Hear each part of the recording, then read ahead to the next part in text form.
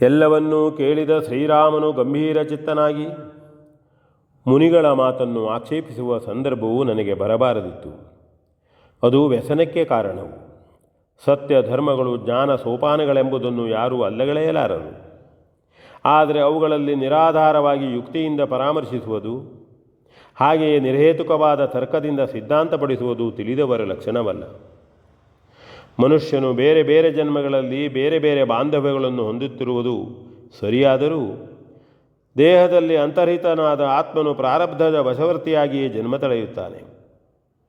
ಪ್ರಾರಬ್ಧಕ್ಕೆ ಕರ್ಮವೇ ಮೂಲವು. ಆದುದರಿಂದ ಸತ್ಕರ್ಮವನ್ನೇ ಆಚರಿಸಿ ಪರಮ ಪುರುಷಾರ್ಥವನ್ನು ಹೊಂದುವುದೇ ಮಾನವ ಜೀವನದ ಗುರಿಯು. ಪುರುಷಾರ್ಥಗಳಲ್ಲಿ ಧರ್ಮವೇ ಮುಖ್ಯವಾದುದು. ಅದನ್ನುಳಿದ ಅರ್ಥಕಾಮಗಳು ನಿಂದ್ಯವಾದವುಗಳು.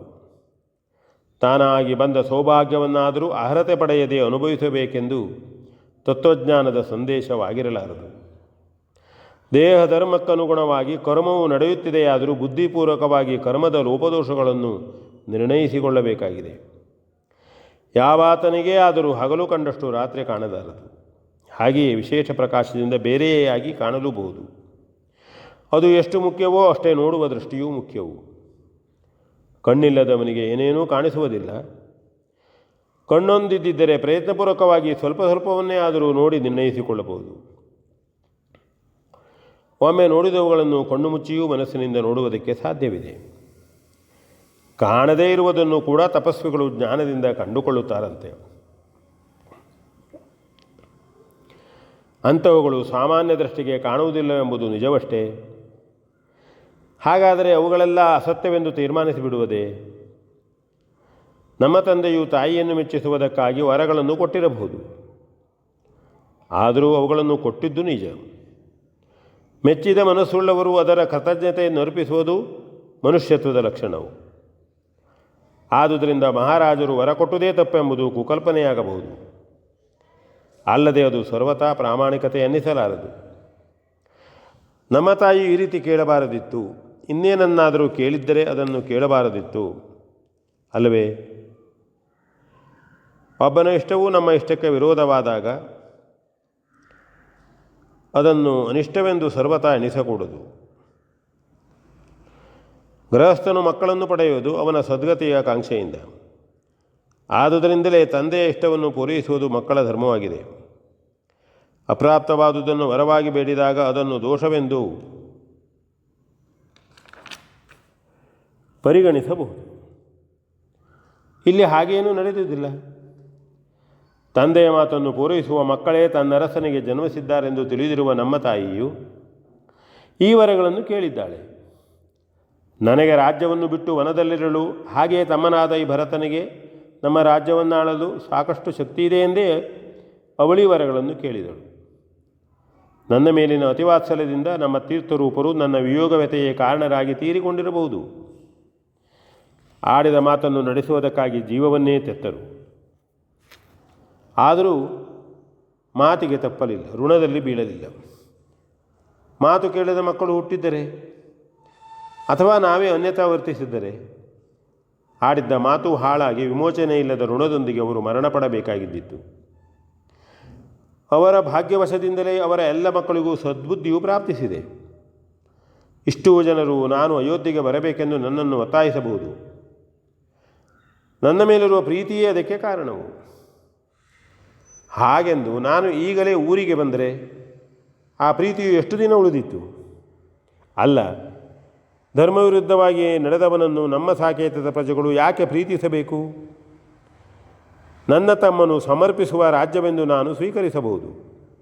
ಅದರಿಂದ ದೋಷವಿಲ್ಲ, ನಿಜ. ಅದಕ್ಕಾಗಿ ಇಷ್ಟು ದೂರ ನಾನು ಬರಬೇಕಾಗಿದ್ದಿತೆ. ನನ್ನ ತಮ್ಮನಾದ ಭರತನನ್ನು ನಾನು ಅರಿತಿರುವುದಿಲ್ವೇ? ಇದೇ ಮಾತು ನಾನು ಅಲ್ಲಿರುತ್ತಿದ್ದರೂ ಬರುತ್ತಿದ್ದಿತ್ತು. ಇಲ್ಲಿಯವರೆಗೂ ಬಂದು ಇಲ್ಲಿ ಈ ಮಾತನ್ನು ಹೇಳಿಸಿಕೊಂಡು ಊರಿಗೆ ಮರಳಬೇಕೆಂದು ಬಯಸಿ ನಾನು ಬಂದವನಲ್ಲ. 14 ವರ್ಷಗಳವರೆಗೆ ನಾನು ವನವಾಸದಲ್ಲಿದ್ದರೆ ಮಾತ್ರ ನಮ್ಮ ತಂದೆಯ ಮಾತು ಪೂರೈಸಲ್ಪಡುತ್ತದೆ. ಆದುದರಿಂದ ದಾಸರಥಿಯಾಗಿ ಹುಟ್ಟಿದ ನಾನು ಈ ಜನ್ಮಕ್ಕೆ ಕೊಟ್ಟುಬಿದ್ದ ದೇಹಧರ್ಮಾನುಗುಣವಾಗಿ ನನ್ನ ತೀರ್ಥರೂಪರ ಮಾತನ್ನು ಪೂರೈಸಬೇಕಾದುದೇ ನ್ಯಾಯವು. ಧರ್ಮವಿರಹಿತವಾದ ಅರ್ಥಕಾಮಗಳಾಗಲಿ, ಒಂದು ವೇಳೆ ಮೋಕ್ಷವೇ ಸಿಕ್ಕುವುದಿದ್ದರಾಗಲಿ ನನಗೆ ಬೇಕಾಗಿಲ್ಲ. ನಾನು ಅಂತಹದನ್ನು ಯಾವ ಜೀವವು ಬಯಸತಕ್ಕವನಲ್ಲ. ಧರ್ಮಯುಕ್ತವಾದವುಗಳಲ್ಲಿ ನನಗೆಷ್ಟು ಅರ್ಹತೆ ಇದೆಯೋ ಅಷ್ಟರಿಂದ ದೊರಕಬಹುದಾದ ಎಲ್ಲವೂ ನನಗೆ ಬೇಕು. ಬೇಕಾದುದನ್ನು ಬಿಡುವುದಕ್ಕೂ ಬೇಡವಾದುದನ್ನು ಪಡೆಯುವುದಕ್ಕೂ ನಾನು ಖಂಡಿತವಾಗಿಯೂ ಸಿದ್ಧನಿಲ್ಲ ಎಂದು ಹೇಳಿ, ವತ್ಸ ಭರತ, ನಿನ್ನ ಮಾತನ್ನು ಧಿಕ್ಕರಿಸಿದನೆಂದು ಬೇಸರಗೊಳ್ಳಬೇಡ ಕಂದ. ನನಗೆ ನಿನಗಿಂತಲೂ ಈ ಸೀತೆಗಿಂತಲೂ ಧರ್ಮವೇ ಮುಖ್ಯವಾದುದು. ನೀನು ನನ್ನಂತೆಯೇ ನಡೆ. ಧಾರ್ಮಿಕನಾಗಿದ್ದು ನನಗೂ ಅಂತೆಯೇ ಇರಲು ಅವಕಾಶವನ್ನು ಕೊಡು. ದುಃಖಿಸಬೇಡ, ನನ್ನನ್ನು ಅದಕ್ಕೆ ಗುರಿಪಡಿಸಬೇಡ. ಹೋಗಿ ರಾಜ್ಯವನ್ನಾಳು ಎಂಬುದಾಗಿ ಭರತನನ್ನು ಸಂತೈಸಿದನು. ಶ್ರೀರಾಮನ ಗಂಭೀರವಾದ ಉಪದೇಶವನ್ನು ಕೇಳಿ ಅವಾಕ್ಕಾಗಿ ಕ್ಷಣಕಾಲ ಎಲ್ಲರೂ ಮೌನವನ್ನು ಧರಿಸಿದ್ದರು. ಭರತನು, ಅಣ್ಣ ಶ್ರೀರಾಮಚಂದ್ರ, ಸೀತಾ ಲಕ್ಷ್ಮಣ ಸಹಿತನಾಗಿ ನೀನು ಅರಣ್ಯದಲ್ಲಿ ಅಲೆಯುತ್ತಾ ಕಷ್ಟಪಡುತ್ತಿರುವಾಗ ನಾನು ಮಾತ್ರ ಅರಮನೆಯಲ್ಲಿ ಬೇಕಾದುದನ್ನು ತಿಂದುಂಡು ಸುಖವಾಗಿರಬೇಕೇ? ಹೇಗೆ ಸಾಧ್ಯವಾದೀತು? ನೀನೇ ಹೊರಬೇಕಾದ ರಾಜ್ಯಭಾರದ ಹೊರೆಯನ್ನು, ಅದರಲ್ಲಿ ಒಂದು ಅಂಶವನ್ನು ಹೊರಡುವ ಅಸಮರ್ಥನಾದ ನಾನು ನಿರ್ವಹಿಸುವುದೇ? ಅಥವಾ ಅಸಾಧ್ಯವೇ ಸರಿ. ಇದು ಈ ಲಕ್ಷ್ಮಣನಂತೆ ನಾನು ನಿನ್ನೊಂದಿಗೆ ವನವಾಸವನ್ನೇ ಕೈಗೊಳ್ಳುತ್ತೇನೆ. ನೀನಲ್ಲದೆ ರಾಜ್ಯವೇ ಕಾಡು, ನೀನಿರುವ ಕಾಡೇ ರಾಜ್ಯವು. ಹಿರಿಯಣ್ಣನಾದ ನೀನು ನಮ್ಮೆಲ್ಲರ ತಂದೆಯು. ನಿನ್ನ ನುಡಿದಿರುವುದಕ್ಕೆ ಸರ್ವಥಾ ನನ್ನಿಂದ ಸಾಧ್ಯವಾಗದು ಎಂದು ಅಳುತ್ತಲೇ ನುಡಿದನು. ಶ್ರೀರಾಮನು ದಿಗಂತವನ್ನೇ ದೃಷ್ಟಿಸುತ್ತಾ, ನಾನು ನನ್ನ ತಂದೆಯ ಆಜ್ಞಾಧಾರಕನು, ಅದರಂತೆಯೇ ವನವಾಸವನ್ನು ಕೈಗೊಂಡು ಬಂದವನು. ನಿನಗೂ 14 ವರ್ಷಗಳವರೆಗೆ ರಾಜ್ಯವನ್ನಾಳುವಂತೆ ನಮ್ಮ ತಂದೆಯು ಆಜ್ಞೆಯಾಗಿದೆ. ಹೇಗೆ ನಾನು ವನಕ್ಕೆ ಬರುವುದು ಧರ್ಮವೋ ಹಾಗೆಯೇ ನೀನು ರಾಜ್ಯವನ್ನಾಳುವುದು ಧರ್ಮವು ಎಂದು ನುಡಿದನು. ಅದನ್ನಾಲಿಸಿದಾಗ ನಿರುಪಾಯನಾದ ಭರತನು, ಕ್ಷಮಿಸು ಅಣ್ಣ, ತಿಳಿಯದೇ ಆಡಿದೆ. 14 ವರ್ಷಗಳ ಅವಧಿಯು ಪೂರ್ಣಗೊಳ್ಳುವಷ್ಟರಲ್ಲಿ ನೀನು ಅಯೋಧ್ಯೆಗೆ ಬಂದು ರಾಜ್ಯಭಾರವನ್ನು ನಿರ್ವಹಿಸದಿದ್ದರೆ ಮತ್ತೆ ಒಂದೇ ಒಂದು ದಿನವಾದರೂ ಈ ನಿನ್ನ ತಮ್ಮನು ಬದುಕಿರಲಾರನು. ಅಷ್ಟರವರೆಗೆ ನಿನ್ನ ರಾಜ್ಯವನ್ನು ನಿನಗಾಗಿ ನಿನ್ನ ಆದೇಶದಂತೆ ನಿನ್ನ ಪ್ರತಿನಿಧಿಯಾಗಿ ಪ್ರತೀಕವನ್ನಿಟ್ಟು ಯಥಾ ಸಾಧ್ಯವಾಗಿ ಪಾಲಿಸಲು ಪ್ರಯತ್ನಿಸುತ್ತೇನೆ. ಆದರೆ ನನ್ನ ಮನಸ್ಸಿನ ನೆಮ್ಮದಿಗಾಗಿ, ನನ್ನ ಶಕ್ತಿಯ ವಿವರ್ಧನೆಗಾಗಿ ನಿನ್ನ ಪ್ರತೀಕವೇ ಆಗಿರುವ ಶ್ರೀಕರವಾದ ಪಾದುಕೆಗಳನ್ನು ದಯಪಾಲಿಸು. ಅವುಗಳ ಹೆಸರಿನಲ್ಲಿ ಮಾಡಬೇಕಾದ ಯಾವತ್ತು ಕೆಲಸಗಳನ್ನು ಪೂರೈಸುತ್ತೇನೆ. ಅಷ್ಟಾದರೂ ಅನುಗ್ರಹ ಮಾಡು. ಪ್ರತಿಯಾಗಿ ಏನನ್ನೂ ಆಡದಿರುವ ಅಣ್ಣ ಅಣ್ಣ ಅಣ್ಣ ಎಂದು ಶ್ರೀರಾಮನ ಪಾದಗಳಲ್ಲಿ ತನ್ನ ನೊಸಲನ್ನು ಚಾಚಿದನು.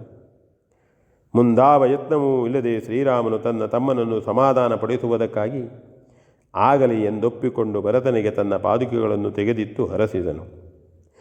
ಮಹಾಪ್ರಸಾದವೆಂದು ಭರತನು ಶ್ರೀರಾಮನ ಪಾದುಕೆಗಳನ್ನು ತನ್ನ ತಲೆಯ ಮೇಲಿಟ್ಟುಕೊಂಡು ಶ್ರೀರಾಮನಿಗೆ 3 ಬಾರಿ ಪ್ರದಕ್ಷಿಣೆ ಬಂದು ನಮಸ್ಕರಿಸಿ ಅಯೋಧ್ಯೆಗೆ ಹೊರಡಲು ಸಿದ್ಧನಾದನು. ಶ್ರೀರಾಮನು ಭರತನಿಗೆ ಮತ್ತೊಮ್ಮೆ ಹೇಳಬೇಕಾದುದನ್ನೆಲ್ಲ ಹೇಳಿ ಗುರು ಹಿರಿಯರೆಲ್ಲರಿಗೂ ಸೀತಾ ಲಕ್ಷ್ಮಣರೊಂದಿಗೆ ನಮಸ್ಕರಿಸಿದನು. ಅವನನ್ನು ವಂದಿಸುವವರು ವಂದಿಸಿದರು. ಸಾಕೇತಿನಿಂದ ಬಂದವರು ಹಾಗೆಯೇ ಹಿಂದೆ ಹೊರಡಬೇಕಾಯಿತು. ಎಲ್ಲವನ್ನೂ ನೋಡಿ ಕೇಳುತ್ತಿದ್ದ ಗುಹನು ತನ್ನಷ್ಟಕ್ಕೆ ಮೃದುವಾಗಿ ನಗುತ್ತಿದ್ದನು. ಭರತನು ಮತ್ತೊಮ್ಮೆ ಅಣ್ಣ ಅತ್ತಿಗೆಯರನ್ನು ನಮಸ್ಕರಿಸಿ ಶ್ರೀರಾಮನ ಪಾದುಕೆಗಳನ್ನು ಕಿರೀಟದಂತೆ ತಲೆಯ ಮೇಲೆ ಹೊತ್ತುಕೊಂಡು ತಿರುತಿರುಗಿ ಅವನನ್ನೇ ನೋಡುತ್ತಾ ನೋಡುತ್ತಾ ದಾನ ಕೊಟ್ಟ ಗೋವಿನಂತೆ ಮೆಲ್ಲನೆ ಚಿತ್ರಕೂಟದ ಬೆಟ್ಟವನ್ನು ಇಳಿದನು. ಭರತನು ಪೂರ್ಣವಾಗಿ ಕಣ್ಮರೆಯಾಗುವವರೆಗೂ ನಿಂತಲ್ಲೇ ನಿಂತು ಅವನನ್ನೇ ನೋಡುತ್ತಿದ್ದ ಶ್ರೀರಾಮನು ಮತ್ತೆ ಲಕ್ಷ್ಮಣನನ್ನು ಒಮ್ಮೆ ನೋಡಿ ನಿಟ್ಟುಸಿರನ್ನು ಸೂಸಿದನು. V N Bhagwat ಬರ್ಪಳ್ಳಿ.